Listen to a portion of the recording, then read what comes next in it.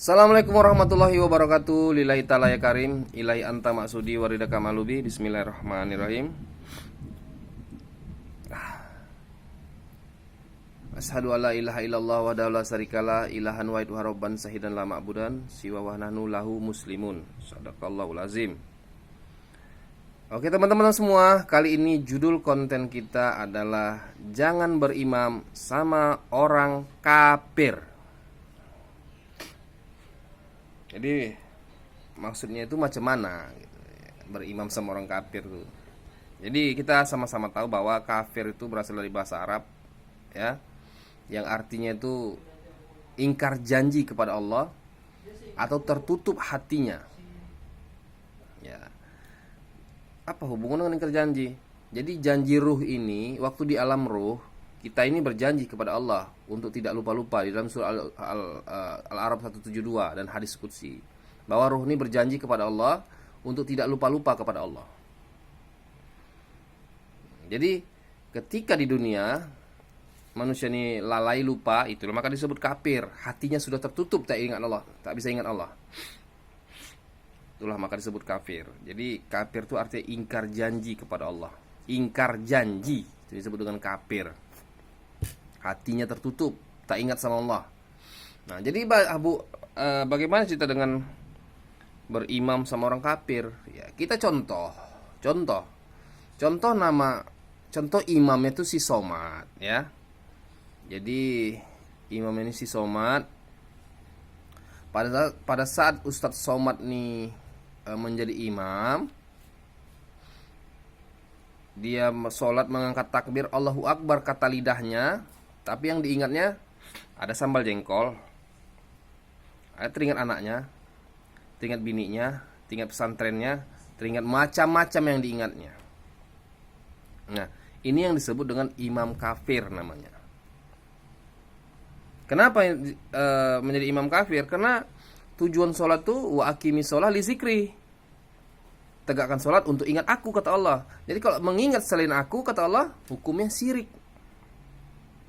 Orang syirik itu kan neraka jahanam tempatnya. Maka Allah berkata di dalam surah Al-Ma'un ayat 4, celakalah orang-orang yang sholat, yang di dalam sholat itu lalai, yang dia di dalam sholatnya itu dia lalai, ya. Apa sambungan ayat? Masuk Az-Zumar 22. Fawailul kasiyati qulubuhum li zikrillahi ulaika fi dolalil mubin. Celaka orang-orang yang hatinya lalai tak ingat sama Allah. Sesungguhnya mereka itu sesat yang nyata. Az-Zumar 22. Sejauh mana kesesatan mereka? Baca Al-A'raf 179. Ulaika kalan am, mereka itu seperti binatang. Balhum adallu, lebih dari binatang. Ulaika umul ghafilun, itu orang lalai tak ingat sama Allah. Itulah Al-A'raf 179. Silakan baca sendiri. Jadi kita harus hati-hati dengan yang namanya berimam. Jangan berimam sama orang kafir. Jadi kalau si Somad selama dia menegakkan sholat, tapi yang diingatnya macam-macam, teringat anak, bini, pesantren, ceramah tempat lain, macam lah, kadang sambal jengkol yang diingatnya. Jadi selama itu jugalah kita si makmum sama seperti mereka, sama seperti si Somad, sama-sama, karena sudah bersubahat, mengaminkan saja cakap si imam tadi, subahat. Jadi sama hukumnya, sama kenanya, sama-sama celaka, sama-sama sesat. Itu tadi dalam surah Al-Zumar 22. Makanya harus berhati-hati, karena kita manusia loh. Kita jujur-jujur aja, nggak usah membohongi diri sendiri. Jujur aja kita. Allahu Akbar kata lidah kita, teringat kita anak kita, teringat kita baju lebaran, teringat kita uang THR, macam itu. Kita manusia loh, kita manusia biasa sama semua. Nah begitulah si Somad tadi yang menjadi imam. Ya silakanlah coba praktekkan sendiri gitu.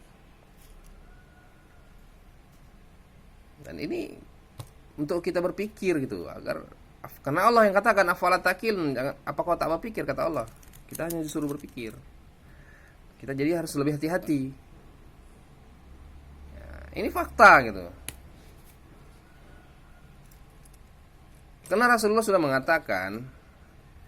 dari dulu sudah mengatakan bahwa di akhir zaman nanti banyak ulama-ulama, mengaku-ngaku ulama tapi ulama ulama fasik, yang dia sholat di dalam masjid itu hatinya tak ingat sama Allah.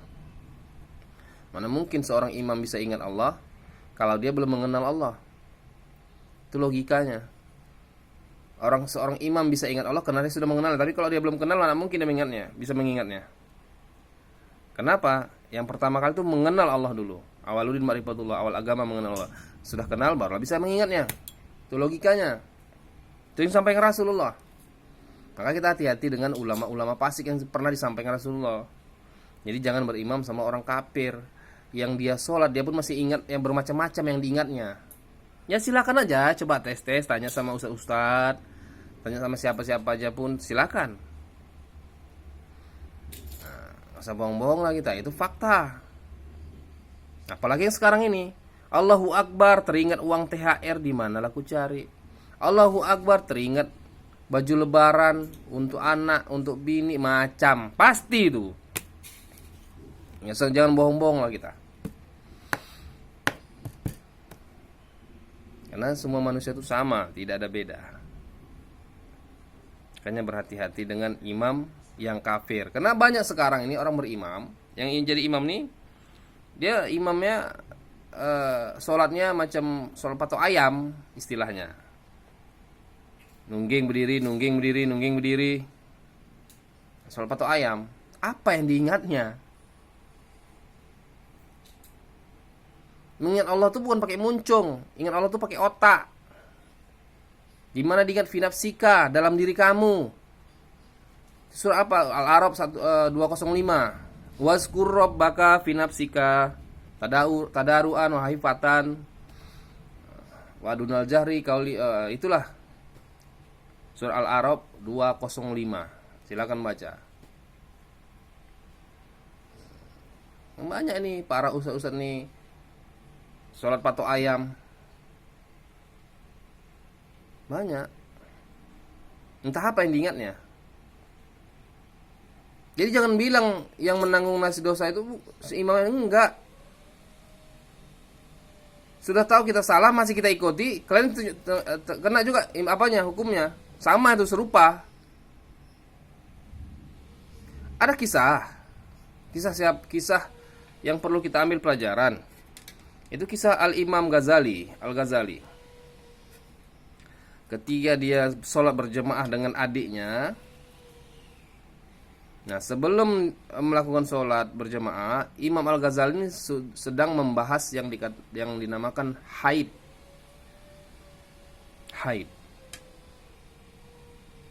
Jadi ketika berjamaah dengan adiknya putuskan jamaahnya. Terputus sudah. Lalu setelah selesainya Imam Al-Ghazali bertanya, kenapa dia putuskan sah? Apa kata adiknya? Karena waktu kau sholat, kau masih mengingat haid, permasalahan haid. Aku lihat ada berlumuran darah di badanmu, gitulah bahasanya. Bahasa Sangsekertanya. Jadi artinya adiknya Imam Al-Ghazali itu melihat dengan mata hatinya bahwa Imam Al-Ghazali masih mengingat haid, masih mengingat selain Allah, masih mengingat tentang haid, permasalahan yang dia bahas. Maka disitulah Imam Al-Ghazali bertobat dan dia belajar sama adiknya. Ingat, Imam Al-Ghazali, seorang keturunan Rasul, bertobat, belajar dia ke adiknya. Beda dengan Ustadz sekarang. Ustadz sekarang malah pede. Dia salah, dia pede aja. Udah sholat patok ayam pun dia pede aja. Karena kalau dia meminta maaf atau mengakui kesalahan, hilang jobnya. Takut dia gak dapat job. Itu Ustadz sekarang. Itulah yang terjadi. Oke teman-teman ya, itu tadi narasi-narasi kita. Yang jelasnya ini hanya untuk buat kita berpikir ya. Karena untuk mengingat Allah itu kita harus mengenal Allah juga. Harus mengenal Allah terlebih dahulu, kata Rasulullah. Awaludin ma'rifatullah, awal agama. Awal agama itu mengenal Allah. Mau agama apapun itu, awal agama itu mengenal Allah. Awaludin ma'rifatullah. Itu yang disampaikan Rasulullah ketika bersama umat yang udah Islam ataupun yang belum Islam. Ya ayyuhal ihwan, kata Rasulullah, wahai saudara-saudaraku, i'lamu anna awalun wajibil ala insani ma'rifatullah bil istiqan, kata Rasulullah. Wahai saudara-saudaraku, wahai umatku, katanya, kewajiban pertama kali manusia itu mengenal Allah dengan yakin. Itulah makanya awaludin ma'rifatullah, awal agama mengenal Allah. Pertama kali. Gak mungkin kita bisa ingat Allah kalau kita belum mengenal Allah. Sekian, terima kasih. Mohon maaf lahir batin. Billahi taufiq wal hidayah. Assalamualaikum warahmatullahi wabarakatuh.